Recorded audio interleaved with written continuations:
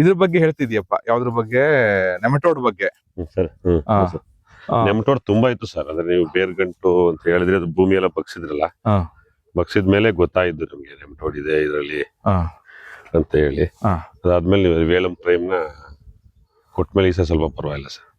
ಇಲ್ಲ, ಇದು ಮಾಡ್ಕೊಳ್ಳೋಣ. ಅದ್ರ ಜೊತೆಗೆ ಇದ್ರ ಒಟ್ಟು ಎಷ್ಟು ಕೊಟ್ರಿ ಹೇಳಿ ಗಿಡಕ್ಕೆ? ಇದಕ್ಕೆ ಭತ್ತದ ಒಟ್ಟು ಒಂದ್ ಸ್ವಲ್ಪ ನಾವು ಕಾಯಿ ನಾರತ್ತೆಲ್ಲ ಹಾಕ್ಸಿದ್ದೆ ಸರ್. ಅದ್ ಹಾಕ್ಸಿ ಕೋಳಿ ಗೊಬ್ಬರ, ದನಿನ ಗೊಬ್ಬರ ಎಲ್ಲ ಹಾಕ್ಸಿ ಮಿಕ್ಸ್ ಮಾಡಿ ಒಂದ್ ಎರಡೆರಡು ಮಂಕ್ರಿ ಸುತ್ತ ಎಲ್ಲಿ ಟ್ರಂಚ್ ಹೊಡೆದಿವಲ್ಲ ಹಾಕ್ಬಿಟ್ಟು ಅದನ್ನ ಹಾಕ್ಬಿಡ್ತೀವಿ. ಅದ್ ಬಂದ್ಮೇಲೆ ಸ್ವಲ್ಪ ಪರವಾಗಿಲ್ಲ ಸರ್, ಇಂಪ್ರೂವ್ ಆಗಿದೆ.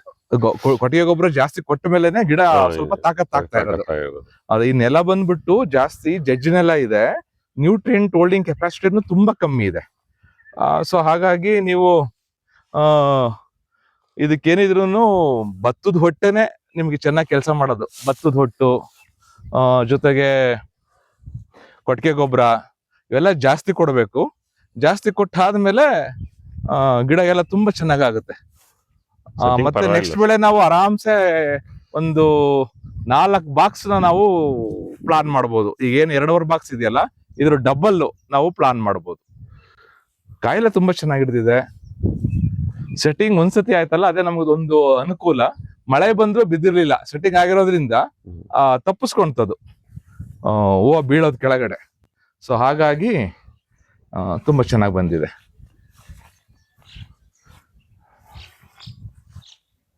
ನೀರೊಂದು ಸ್ವಲ್ಪ ನೋಡ್ಕೊಳಪ್ಪ, ಎಲ್ಲ ಸ್ವಲ್ಪ ಇದಾದಂಗಿದೆ. ಶೈನಿಂಗ್ ಎಲ್ಲ ಬರಬೇಕು ಅಂತಂದ್ರೆ ನೀರೆಲ್ಲ ಚೆನ್ನಾಗಿ ಕೊಡಬೇಕು.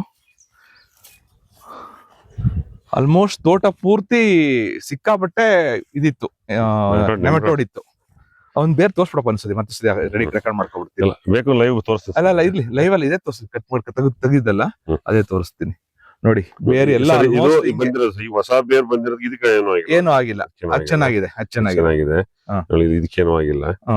ಸ್ಟಾರ್ಟಿಂಗ್ ಅಲ್ಲಿ ಗೊತ್ತಾಗ್ಲಿಲ್ಲ ನಮಗೆ, ಅದು ಗಿಡದಿಂದ ಬಂತೋ ಇಲ್ಲಿ ಬಂತೋ ಗೊತ್ತಿಲ್ಲ. ಅಂದ್ರೆ ಪ್ರತಿ ಗಿಡದಲ್ಲೂ ಇದೆ, ಪ್ರತಿ ಗಿಡದಲ್ಲೂ ಇದೆ. ಅಂತರಲ್ಲೂ ಈ ತರ ನಮಗೆ ಬೆಳೆ ಬಂದಿದೆ ಅಂತಂದ್ರೆ ಮಿರಾಕಲ್. ಈ ಗಿಡ ಪೂರ್ತಿ ಒಣಗೋಗಿತ್ತು.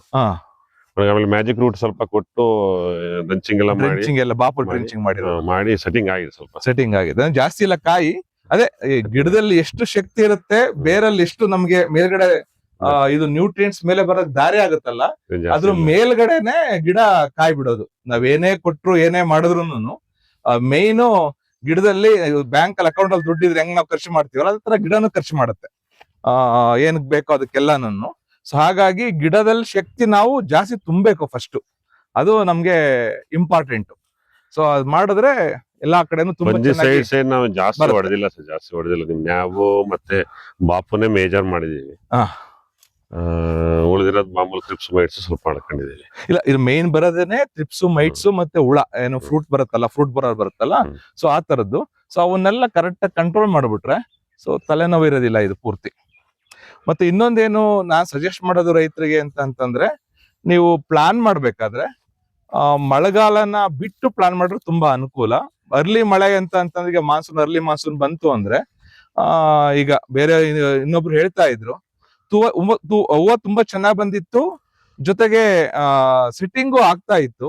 ಆಲಿಕಲ್ ಬಿದ್ದಿದ್ದ ದೆಸೆಯಿಂದ ಎಲ್ಲ ಕೆಳಗಡೆ ಬಿದ್ದಿದೆ. ಈಗ ಮತ್ತೆ ಅವರು ರೀಫ್ಲವರಿಂಗ್ ಹೋಗ್ಬೇಕಾಗತ್ತೆ.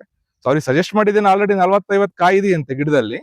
ಸೊ ಅವರಿಗೂ ಹೇಳ್ತಿರೋದು ಇಷ್ಟೇನೆ. ಮತ್ತೆ ಏನು ಚಿಗುರು ಜಾಸ್ತಿ ಬಂದಿದೆಯಲ್ಲ, ಆ ಚಿಗುರನ್ನ ಸ್ವಲ್ಪ ತಲೆ ಹೊಡೆದು ಅಂದ್ರೆ ಚೂಟು ಬಿಟ್ಟು ಅದನ್ನ ನಾವು ಫ್ಲವರಿಂಗ್ ತಗೊಂಡು ಹೋಗ್ಬೋದು, ಶಕ್ತಿ ಇರುತ್ತೆ ಗಿಡದಲ್ಲಿ. ಹಾಗಾಗಿ ಅದು ಫ್ಲವರಿಂಗ್ ಬರುತ್ತೆ. ನಮ್ದು ಸ್ವಲ್ಪ ಕಮ್ಮಿ, ಮತ್ತೆ ಹೂವು ಬರ್ತಾ ಇದೆ. ಎಲ್ಲಿ ಕಮ್ಮಿ ಇದೆಯಲ್ಲ ಎಲ್ಲ ಹೂವು ಬರ್ತಾ ಇದೆ. ಮತ್ತೆ 90 ಡೇಸ್ ಆಗಿದೆ ಸರ್. 90 ಡೇಸ್ ಕಂಪ್ಲೀಟ್ ಆಗಿದೆ.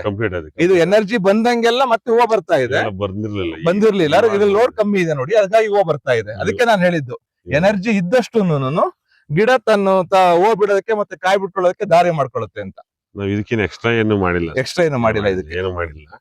ಹೂವು ಬಂದಿದೆ, ಕೆಲವೊಂದು ಬರ್ತಾ ಇದೆ, ಇರೋದು ಸಾಕು ಅಂತ. ಸಾಕು ಇದನ್ನ ಇದು ಮಾಡ್ಕೊಂಡು, ಇದನ್ನ ಹಾರ್ವೆಸ್ಟ್ ಮಾಡ್ಕೊಂಡು ನೆಕ್ಸ್ಟ್ ಆದಷ್ಟು ಬೇಗ ಗಿಡ ಇಲ್ಲಿ ನೋಡಿ ಸರ್, ಇವೆಲ್ಲ ಹೋಗಿರೋದು, ಗಿಡ ಎಲ್ಲ ಹೋಗಿರೋದು ನೋಡಿ, ಸ್ಪಾಟ್ ಎಲ್ಲ ಹೋಗಿರೋದು. ಇದೆಲ್ಲ ಹೋಗಿರೋದು ನೆಮಟೋಡ್ ಇಂದ ಇದು ಡೈಬ್ಯಾಕ್ ಆಗಿ ಹೋಗಿರೋ ಗಿಡ, ಇದು ಸ್ಪಾಟ್ ಇವೆಲ್ಲನ ಇಷ್ಟು ನೋಡಿ. ಒಂದೇ ಒಂದು ಗಿಡ ಈಗ ಹೋಗಿಲ್ಲ. ಈಗ ನಾವು ಇಲ್ಲಿಗೆ ಎಂಟರ್ ಆದ ಮೇಲೆ ಅಂದ್ರೆ 2 ವರ್ಷ ಆಯ್ತು. 2 ವರ್ಷದಿಂದ ಗಿಡ ಏನು ಹೋಗಿಲ್ಲ. ನಾವು ಹೋದ ವರ್ಷ ರಿಕವರಿ ಮಾಡಿದ್ವಿ ಗಿಡನ, ಈ ವರ್ಷ ಫಲಕ್ ಕೊಟ್ಟಿದೀವಿ. ಒಂದೇ ಒಂದ್ ಸಿಂಗಲ್ ಗಿಡ ಹೋಯ್ಲ್ಲ. ಸಿಂಗಲ್ ಗಿಡ ಹೋಗಿಲ್ಲ ಈಗ.